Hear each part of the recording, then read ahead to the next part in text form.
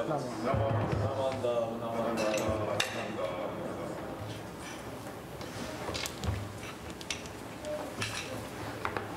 morning. I am just being handed a laptop that contains all of the images that are on the screen, which made up the entire presentation. So like, I'm on top. Thank you, Alex and Connor, for saving me on this. I brought my my iPad here, plugged it in, and it decided that it didn't want to project any of these images. So I've been a little stressed out, but my presentation today is actually, this is weird for me because this is more like how I present as a professional, like with a bunch of pictures that are on a screen over here and I talk over them. But my talk is actually about light. When we talk about Amida, the name Amida, we talk about the infinite life and infinite light. And light in Jodo Shinshu Buddhism and Buddhism in general refers to wisdom, right? That knowing, to truly understanding the truth of something. Right? Buddhism, the teachings of the Buddha Dharma, are the things that are always true. And we refer to that in shorthand as things that you can see, you know, like things that are obvious, that are clear to you. And when I think about light, the thing that connected me to that idea of light, of shining a light on something, and I realize I'm doing this while you all are in complete darkness, was photography. Like just the idea of changing the way that you see something gives you better perspective into it. And so I'm going to show you a slide gallery of 94 of my favorite photos. I'm not kidding, it's actually 94. We're going to go really fast because we have a fire drill after this. But I'm going to start out with what I consider to be my first good picture. So this photo is from the Big Island of Hawaii. It was at a luau. I had just gotten this camera and I was just kind of learning about it. And so there was like a sword ceremony where they light the sword on fire and he's dancing with it. And I managed to capture this picture of this fire over the guy's head as he's sort of eating the flame that was coming off of the saber here. And so you can sort of see what you need to see here. This is what you came for when you went to the luau, this picture of a fire.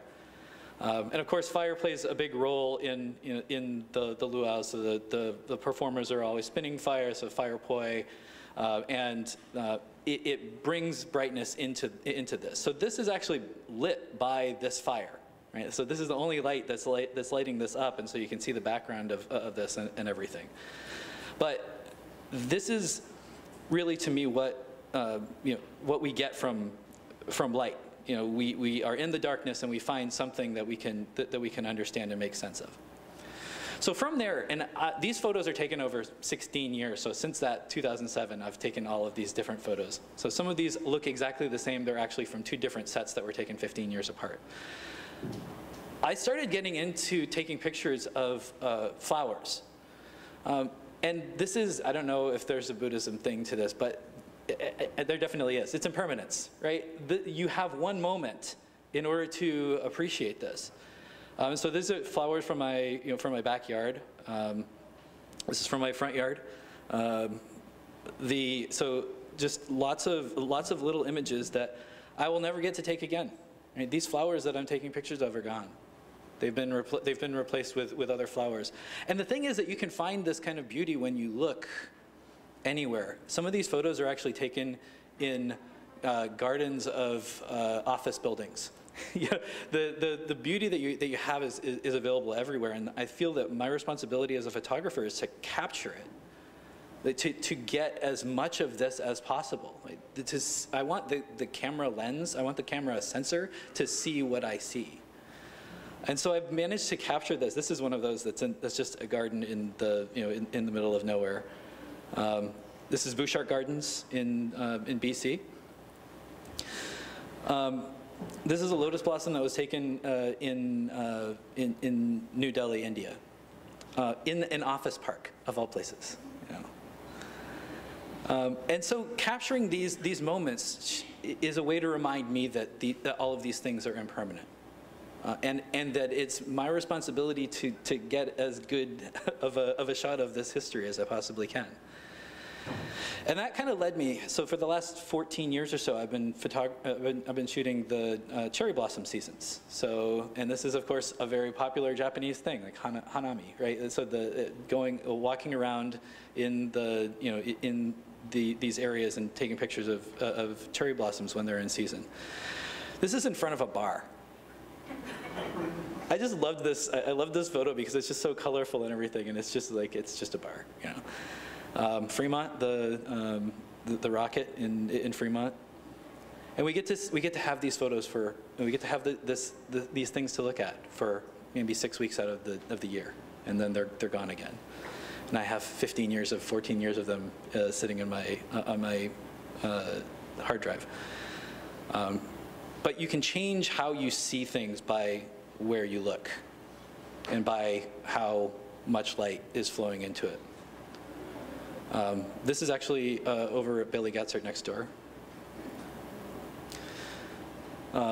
This I think is at UW in that area where the cherry blossoms are. So you can have this kind of darkness, and you can have this kind of light. This is the same tree. Another one from UW, covered in moss, just these little blossoms that are there. We only have a moment to enjoy these before they're gone. So the fact is that there is beauty that is all around us, and we have the opportunity to see it because the light shines on it. There are surely lots of things in the depths of the ocean that are extremely beautiful that we never see until we get a probe down there with a camera that can actually shoot it with light. But this is actually, obviously we know where this is. We walk past it every Sunday when we come to the temple. But the statue of Shinran I don't know how many photos of framed with the cherry blossoms. But there's one thing about this, which is similar to the statue of Amida Buddha. The light is hidden from the face of Shinran Shonin by the hat that he's wearing, right? The idea of this, and I think that what the sculptors are trying to communicate to this is this doesn't matter.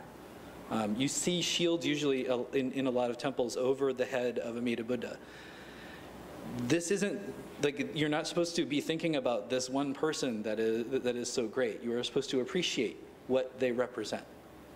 And so you see this shadow that's cast over Shinran Shonin's face because the light is not meant to be illuminating it.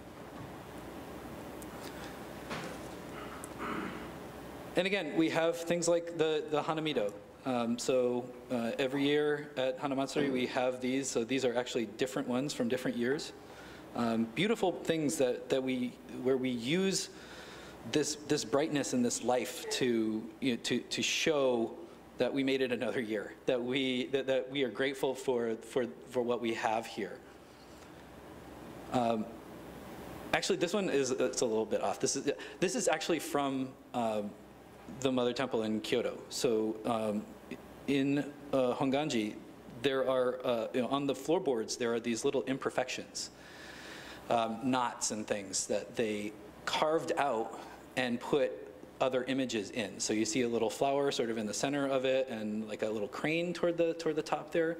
They're all throughout the floorboards of the temple because they wanted to replace them with something beautiful as a sign of respect for the founders of the tradition. It's a floorboard. We walked on this, right? there's nothing to this but the fact that we wanted to make things better. This is actually one of the lights that is in the Goeido in the Founders Hall. And this is the only thing that's barely lit in the entire temple when we receive our ordination. The temple is actually darker than it is here when we receive our ordination, because we have one focus of light, which is on the Naijin for the service here. So even in our own tradition, just the fact that there is a little bit of light is kind of the beginning of every minister's career, to recognize that there is only one thing that has impenetrable light throughout the universe. And this is us coming out of that. So I've grown some hair since then. It's probably the last time I'll ever get to say that. But this is not just Buddhism that talks about or uses light to inspire people to think about things. So this is from the Blue Mosque in Istanbul. The way that it captures and distributes light in these with these amazing patterns is just it's awe-inspiring. It is something to see. This is Hagia Sophia, also in Istanbul. Another one which has been a church and a mosque over the course of its life, but just this amazing, intricate, and with stained glass and all of this this ornamentation throughout the space. This is out of focus, I think, on purpose. But the background of this, I think, is really beautiful. This is stained glass in a church in Abilene, Texas. And this is a stained glass from Notre Dame in Paris. This stained glass is no longer with us. I took this photo in 2014. The fire destroyed it. It is in the process of being restored. Right? So even the things that we build to outlast us are temporary. Again, a sign of impermanence. We use light in all kinds of ways. This is a Diggable Planets concert for New Year's Eve. So just to highlight things, to bring people into focus, to show who is the important person. And I realize that there's a light on me and not that important, but. Also, this is me winning a karaoke contest, so. This isn't so much about the light. I just wanted to show I have range. This is Katie Lang from the opening ceremonies of the 2010 Winter Olympics. All of the audience had these little candles that they held up while Katie Lang performed, and it transformed this entire space into this amazing, somber, like connected room of 15,000 people. We use a lot of ideas of fire as a way to carry on. So this was the cauldron that was at the Vancouver Olympics. Actually, one of the 4 legs came out of the floor, and the funny story about this was one of them got stuck. So there were supposed to be 5 of these pillars that are standing up, and one of them broke. But again, the Olympic flame is something that is supposed to be eternal, right? We look to fire even on our own Naijin as a way to remember and continue the past. Another thing that I shot are sunsets. I shoot thousands of them. This one is the most extreme one that I've ever seen. This was in Stockholm during the ash cloud. I took a photo while I was there because I was stuck there because of the ash cloud. It was the most fiery orange sunset that I had ever seen in my life. And it was like that for about 5 days, and it's probably never been like that since. This was one that I shot a month or so ago around here. And it's a beautiful photo with a sort of bad story behind it. Because the only reason I could capture this photo is because there was a fire going on in BC. So the smoke was coming and wafting over it. And so you could see so much detail in this just because you can actually even see the sunspots that were on the sun. And it was because there was so much smoke choking out the air that you could capture all of this detail. Sometimes shadow teaches us things as well. This is a sunset from the same place the next day. The sunsets change every single day. This one's, again, from the same week of this. Every day, the light teaches us something different. Again, same place, different lighting. This one's Hawaii, so it's always pretty, but these patterns, these things are, they're constant reminders that we never get to have these moments again. This is what happens after the sunset. The full moon, I get to capture all of this detail, and it is because of the light of the sun that is shining onto this so that it can illuminate me. Sunset from a different perspective. These are the little tide pools that form in the beach. This is actually just a reminder for next week. So I believe it's the 14th, so next Saturday. there will be a penumbral eclipse. So this is the reflection from the last one of these that on my neighbor's house. So these little fingernail-shaped, like images are just the reflection of the sun in the middle of an eclipse through a set of trees, which I think is just amazing. And on that subject of impermanence, there's birds. I have taken photos of birds for a very long time. So the most basic. Here's a cardinal from New Jersey. That's from the Big Island of Hawaii. Again, Hawaii. A female cardinal. Black swan from Australia. Again, these are from 10 years old, so Steller's Jay. So some of these are from 10 years ago. So there are probably multiple generations that have passed in the in each of these species. This I believe is called a duck. Robin.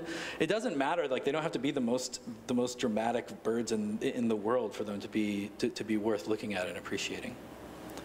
This is a gray gull that just parked on the hood of my truck and just stared at me while I was waiting for a sunset. Like, aren't you here for me? And a bald eagle. It's amazing. These are amazing creatures because you can see this one has actually had a snack. There's like marks on his of the carrion that he was eating on the beach here. But you can just see these amazing things if you look in the right places. Then I found a hummingbird in my front yard, and I really, really, really wanted to capture this thing in flight, which is one of the hardest things that you can do with a camera. And I managed to do it. Really happy about just being able to see these things in real life with all of the shading and this amazing color. This is a cormorant. They're funny looking birds. I love them. This is a goose coming in hot onto the water there. I barely captured it as it was coming straight at me. Birds in flight, again, just these things that are unremarkable until you stop to think about them. This is a great blue heron that was flying past. This is actually a pelican diving into the water. So they're fishing. They kind of float around for like 30 feet above the water and then like straight down into the water to catch a fish. Red-winged blackbird.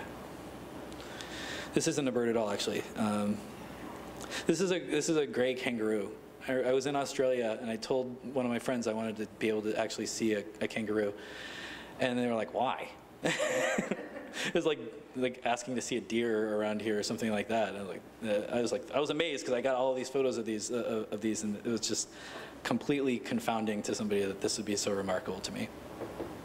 I capture some things just as how-tos. So this was actually from a photo gallery of Ayano showing me how to tie the box knots on the Onenju. And we did actually manage to get things back together again. And this is kind of how I ended up becoming the Onenju guy. So the images can teach you a lesson, right? Picture's worth 1,000 words. This is actually about the temple itself. This was from the YBL retreat from a couple months ago, where all of the participants in YBL were making their own Onenju. So we have people that are doing it on their own. It's an amazing work that we have here in a way that we can remember it. And of course, we have Obon. We use lights in Obon a lot. We have the lanterns that go around. Sometimes we carry them and do dances with them. But it's a way to bring ourselves back and remember ourselves and the people that came before us. Right? We express gratitude through the light. We dress colorfully. And then at the end, we have the tradition of Toro Nagashi, right? Floating the lanterns to recognize the people that have passed during Bonadori. Again, just a small amount of light can make a lot of difference. And I take photos of the people that I love.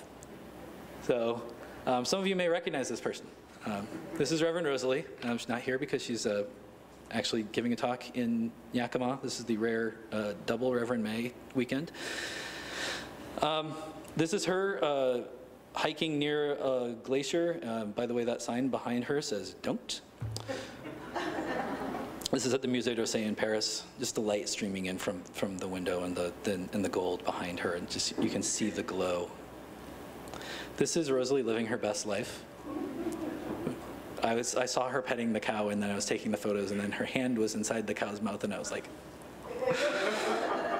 I'm gonna come home with a wife with one hand. It turned out okay. This is us walking through an area in Italy that had just seen a religious festival of its own. So again, lots of light, lots of color. When we look in the right places, we can see some amazing things. The rainbow coming through this area. This is the same place, but slowed down a little, just so that you can see the rain falling onto the bottom of this and eroding away what's beneath it. Sometimes what you focus on matters too. This is Buddy the dinosaur. Buddy travels with us a lot. And this is an amazing palace, but I chose to focus on Buddy. Finally, this is Kilauea. And again, what you focus on really matters. This was during the eruption earlier this year. And we were shooting this from about almost a mile away. This is about a 300-foot high font that was shooting out this. I took this photo and I was like, amazed, this is great. And I got home and I realized that it wasn't just this wall of fire that was really brilliant. When I took it home and brought some more light into it, I found out that there was actually a 1,000-foot high rock wall behind it. You know, you can be amazed at the things that you see, and it can also amaze you at what you miss. So to wrap up, I have a couple of more images that are actually about pretending to see something, about seeing something that's not true. So this is a photo that I took a week ago of the Space Needle. I got the brand new iPhone.